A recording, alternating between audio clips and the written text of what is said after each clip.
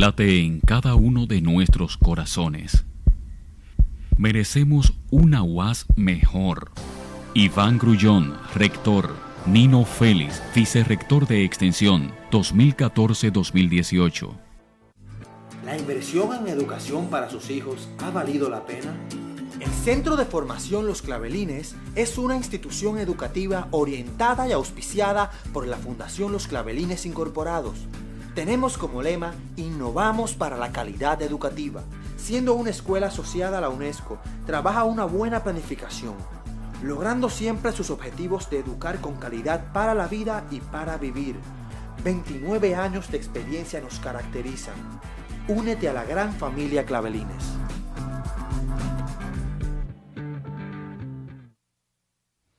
Cuando usted vaya a comprar o vender una casa, un apartamento o un solar, piense en Felga S.A., una compañía de bienes raíces con criterio muy profesional. Pero igual, si su interés es alquilar un inmueble, piense en nosotros. Felga S.A. está ubicada en la calle Ramón Santana, esquina Máximo Gómez, en la zona universitaria, con los teléfonos 809-682-7202, 809-688-5593. Recuerde que para comprar o vender o alquilar su casa, piense en Felga S.A.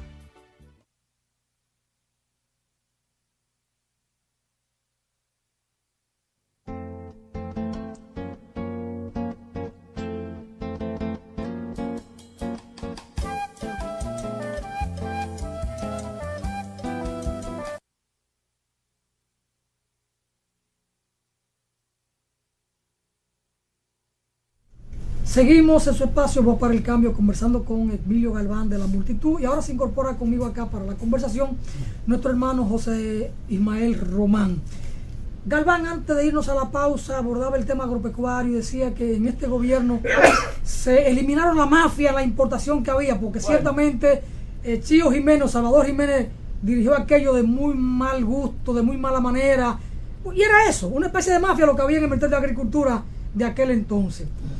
Emilio, en aquel momento se surgió una entidad del sector agropecuario, la Confenagro, una institución importante que aglutina, no como años anteriores a campesinos sin tierra, sino a sectores de poder a nivel de campo, a los productores reales, de diferentes rubros, pero que está a la cabeza de esto un productor de leche, un ganadero, Eric Rivero, y entonces tú lo has estado acompañando en la organización de este espacio.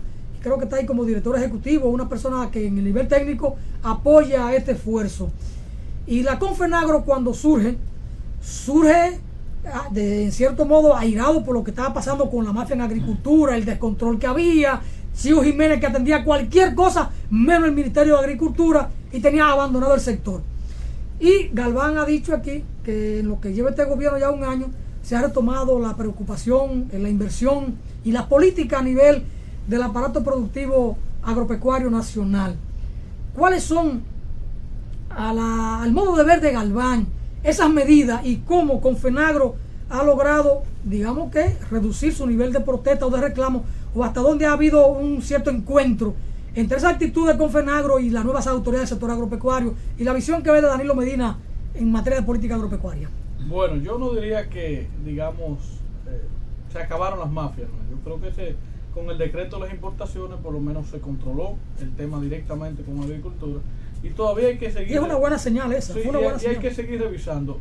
Sí, yo puedo decir que la realidad del sector agropecuario hoy es muy distinta a la realidad del sector agropecuario del gobierno de Leonel Fernández, del desgobierno de Leonel Fernández, porque ha habido principalmente, más que eso, grandes soluciones, ha habido una voluntad de acompañar a los productores, de consultar a los productores, de apoyar a los productores en sus diferentes, demandas, propuestas, planteamientos y una apertura desde el gobierno, que era lo que es uno de los temas principales. Quizás no tengamos el dinero, no tengamos la tecnología, no tengamos las posibilidades reales de hacerlo, de recuperar la agropecuaria en un año o dos, pero sí tenemos por lo menos la voluntad de decirle a los productores agropecuarios: ustedes tienen gente en quien confiar, ustedes tienen gente con quien interactuar, y eso es fundamental. O sea, esa confianza con el gobierno se recuperó, y desde hace unos meses la mayor parte de los productores agropecuarios, con medidas muy sencillas, qué sé yo, controlar las importaciones, negociar mejor. Con el caso, voy a ponerte un caso, por ejemplo, en el caso de la leche, es simplemente que el gobierno pusiera un poquito más atención, porque ya con el hecho de poner un chin más de atención y más de preocupación de lo que está pasando, ya los que estaban abusando ya dejan de abusar. Entonces el gobierno juega como un rol de equilibrio, y los productores comienzan a recuperar a través del precio y otras cosas, pero comienzan a recuperar un poco lo perdido. En el caso del arroz, por ejemplo, más o menos lo mismo. El gobierno lo único que hizo fue que desmontó una mafia que había en la pignoración, que pignoraban, o sea, guardaban un arroz que no existía, saco de paja, y al desmontar eso, de quitar ese exceso ficticio de arroz que había y poner a negociar a productores y molineros, se alcanza un precio más o menos justo para los productores, y por lo tanto ya el sector arroz respira. Yo no estoy diciendo que está perfecto y que ha ganado todo el dinero del mundo, pero por lo menos respira, y tú no ves los arroceros protestando como lo viste hace 1 o 2 años. En el caso, por ejemplo, del cerdo, más o menos lo mismo, una alianza productores-gobierno trabajando con el tema de la sanidad. En el caso, por ejemplo, de la habichuela, lo que se hizo fue básicamente presionar un poquito a los importadores, que se importan mucha habichuela, para que compren a un mejor precio la habichuela nacional, que tampoco era tanta, porque el mismo gobierno anterior había acabado la producción, pero que la compren, y la compraron a un mejor precio, y tuvo a los productores de habichuela más o menos tranquilos. Entonces, bueno, y eso tú lo acompañas.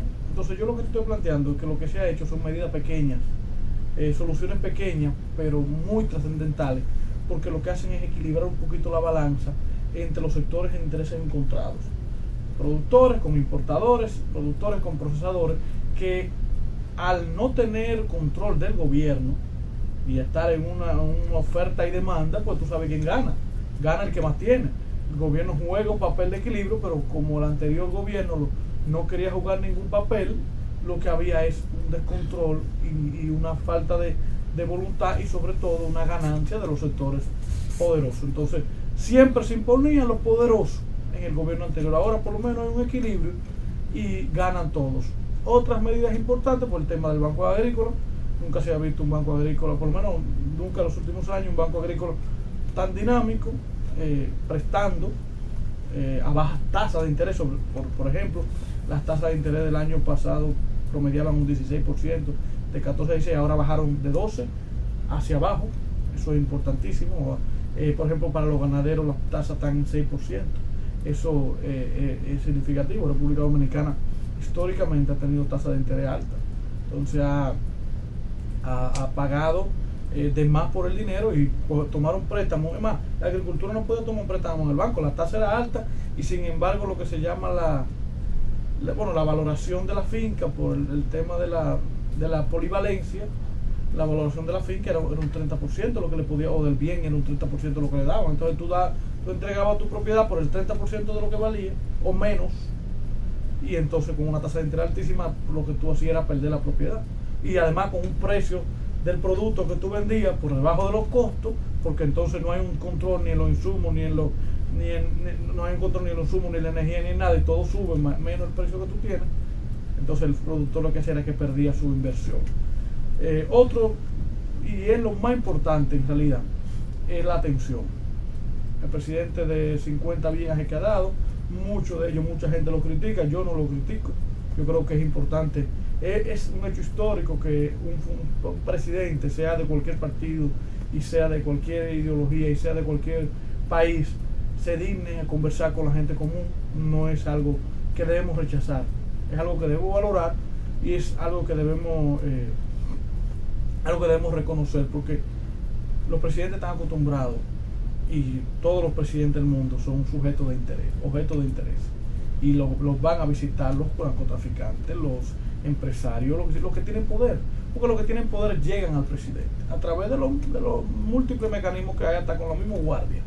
Pero los que no tienen poder y los que están abajo nunca van a llegar donde el presidente. Si el presidente se quiere ir allá donde ellos, dentro de un día a la semana, yo pienso que eso eso es un valor. La gente critica que salta charco, eso a mí me tiene sin ningún tipo de, como yo te diría, de preocupación, que salte todos los charcos que él quiera. Pero si él quiere conversar con la gente de abajo, eso es un hecho reconocido. Bueno, entonces, que salte el charco de la pobreza y el charco de la lucha contra la corrupción y se ponga los pantalones en esa dirección. Galván, vamos a ver que José Ismael quiere hacerte un par de preguntas para ahí. Terminarte en el tema de la agropecuaria. Lo más importante ha sido que el presidente, en vez de irse a retratar con Figueroa Agosto, con Atimar, con el otro, con la Cámara Americana, que sí se ha retratado, pero en vez de hacer eso, que se va a retratar fuera del país con fulano, que va a dar una conferencia, es lo que ha ido donde los productores del campo. Y eso, ya nada más que llegue el presidente allá, ya eso, sin tomar en cuenta lo que él soluciona, o lo que se dice que soluciona en términos de préstamo, en términos de promesas y donaciones. Ya nada más con el hecho de que la gente, de que él llegue a donde el productor agropecuario, ya el productor agropecuario se siente importante en un país donde la producción agropecuaria y el campesino, que es un campesino que se está reuniendo, porque ni siquiera con grandes productores, se está reuniendo con campesinos, muchos de ellos seguros sin tierra o con muy pequeña cantidad, porque se ve la foto, ¿verdad?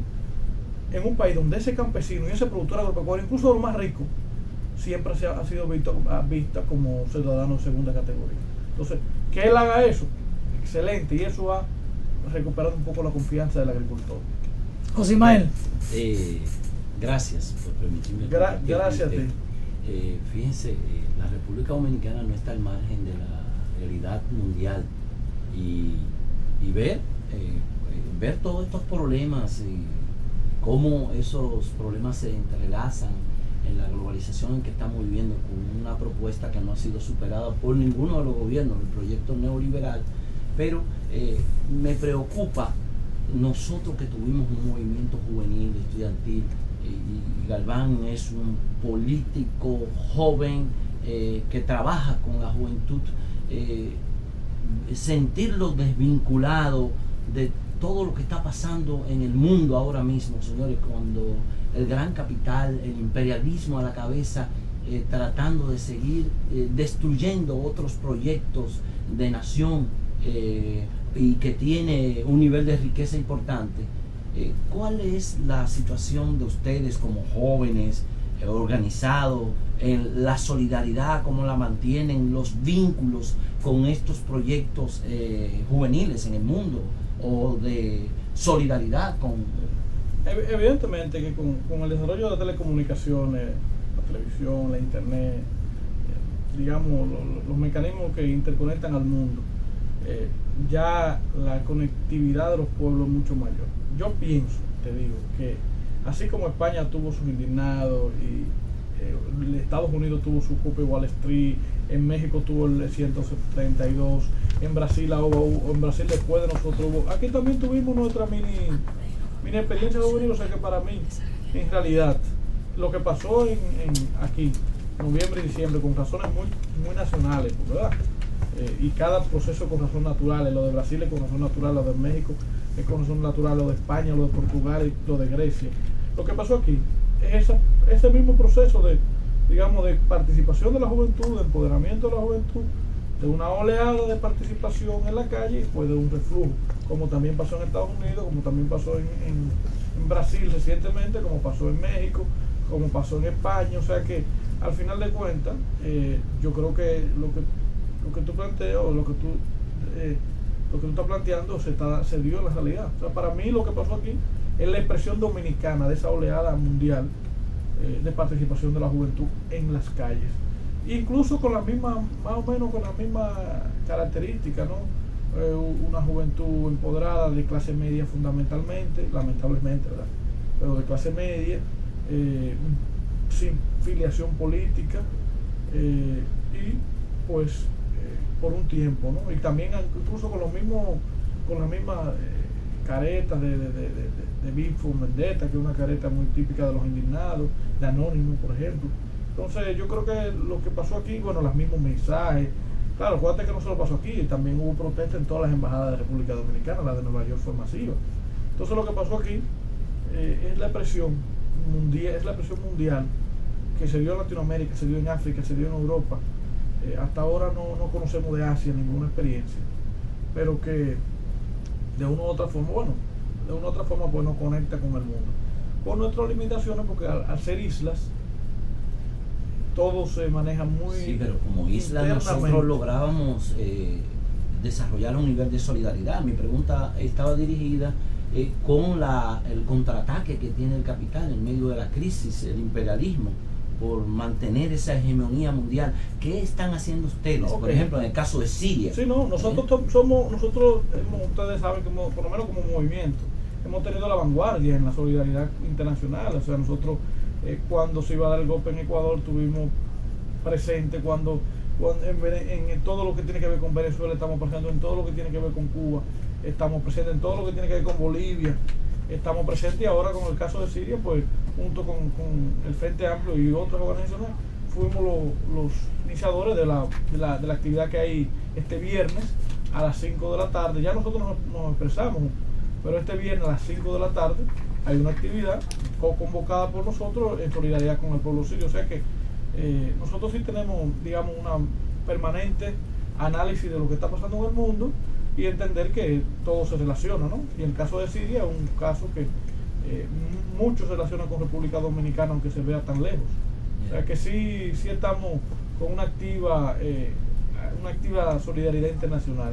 Y te lo demuestro con este viernes. Vamos a tener una actividad por el hermano pueblo de Siria. ¿A dónde y aquí? En la Plaza Bolívar a las 5 de la tarde. Bueno.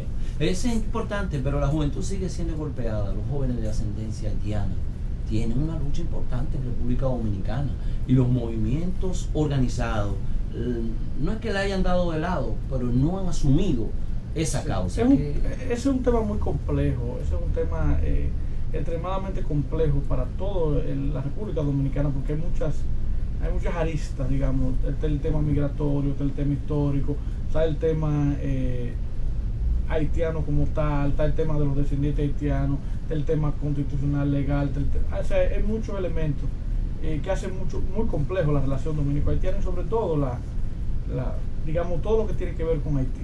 En el caso, por ejemplo, de la campaña reconocido y la lucha de los descendientes de los dominicos haitianos porque se les reconozcan sus derechos, que son la mayoría de ellos legítimos porque nacieron en territorio dominicano, aun cuando la Constitución dominicana reconocía el jus soli, además de que son dominicanos, porque no hay otra razón, pues nosotros hemos en algunos momentos acompañado, y yo sé que como la mayoría de los sectores con timidez, porque no ha habido una integración total y plena. Yo pienso que es un tema que, como ese tema de los derechos de los dominicos haitianos, debe discutirse dentro de todo el marco de la política de República Dominicana frente a Haití, que lamentablemente no ha tenido, de la política de relacionamiento, de cooperación y de entendimiento en algunos temas, en el tema migratorio, en el tema de los derechos de los ciudadanos. Pues yo soy de los que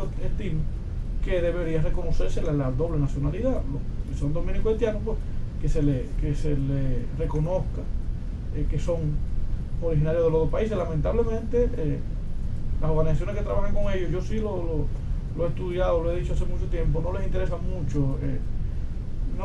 mucho enfrentar el tema también en Haití, por ejemplo. No les interesa mucho reclamarle lo mismo que le reclaman al gobierno dominicano, al gobierno haitiano, que tiene también una cuota quizá mayor de responsabilidad de todo lo que está pasando en términos migratorios, porque no le da ningún derecho a su población. Nosotros, todos los dominicanos que están fuera, que son exiliados, la mayoría económico, el 99% económico, son culpa y responsabilidad del Estado dominicano, que no ha dado las condiciones, y no tanto le ha dado el país, que no ha dado las condiciones para que esa gente se quede en el país con dignidad. Al contrario, hemos expulsado a la gente porque no le damos empleo, no le damos educación, no le damos oportunidad. Y lo mismo pasa de aquel lado. Cualquier demanda que tengan los dominicanos en Estados Unidos contra el Estado norteamericano también tiene que hacerse al Estado dominicano. Y yo pienso que ahí ellos son muy críticos y muy positivos, porque por las redes uno se da cuenta que los dominicanos que están fuera son más críticos casi que los dominicanos que están dentro. Y es aquí que tenemos este Estado principalmente, que tenemos que cambiar sin desmedro, y que eso también, de que se integren a las luchas en los países donde se encuentran. O sea que yo me solidarizo con las luchas de los dominicos haitianos. Entiendo que es un tema complejo, que es un tema que debe discutirse en el marco de la definición binacional de una política de Estado que permita ponernos de acuerdo en el tema migratorio. Bueno, yo estoy de acuerdo con la migración.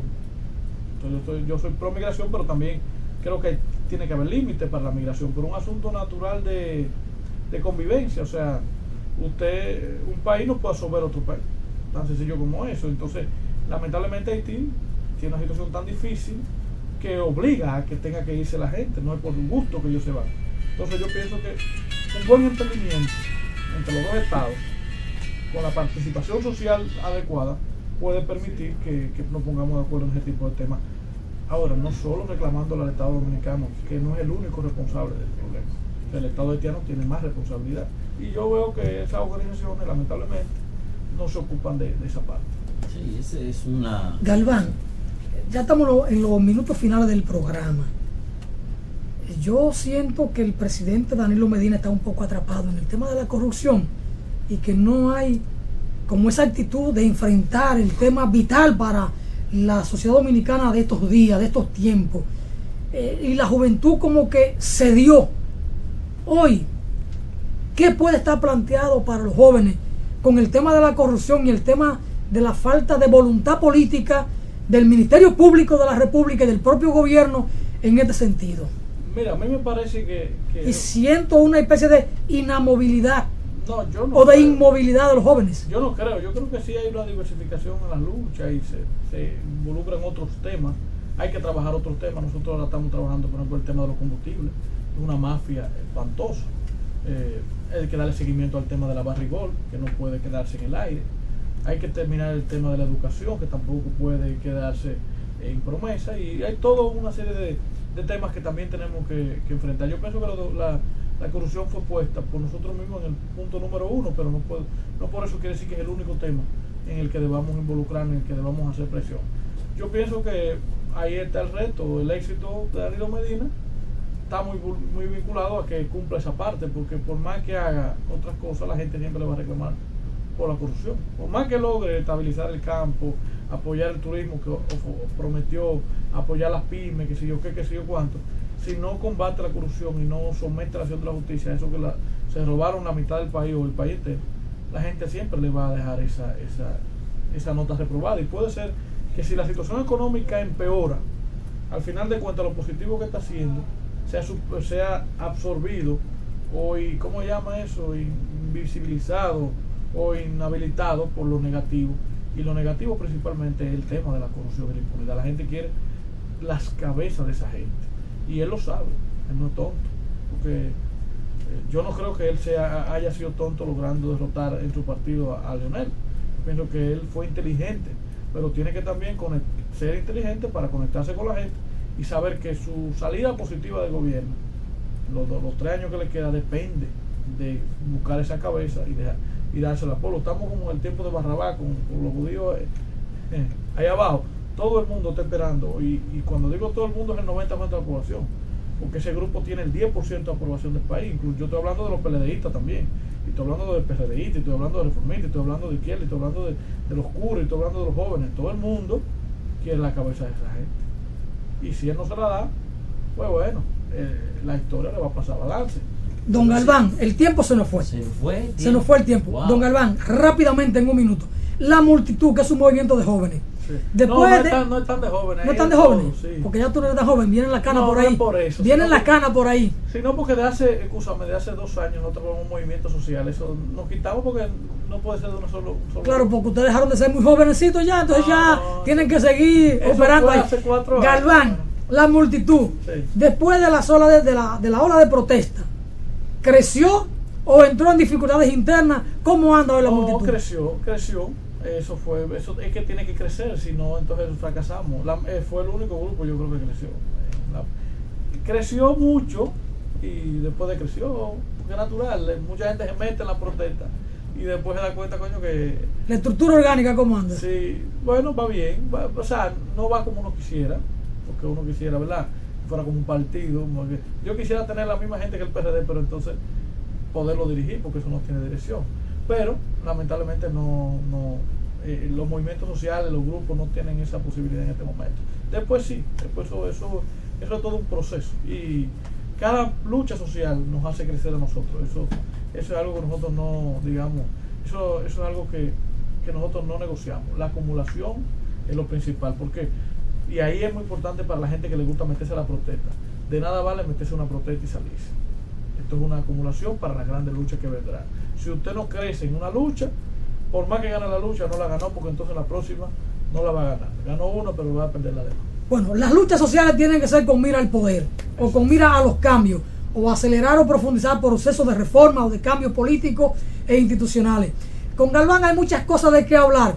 Ojalá que usted pueda comprometerse aquí y volver para que sigamos en este ejercicio de análisis, de punto de vista, porque la juventud es la palanca fundamental para los cambios.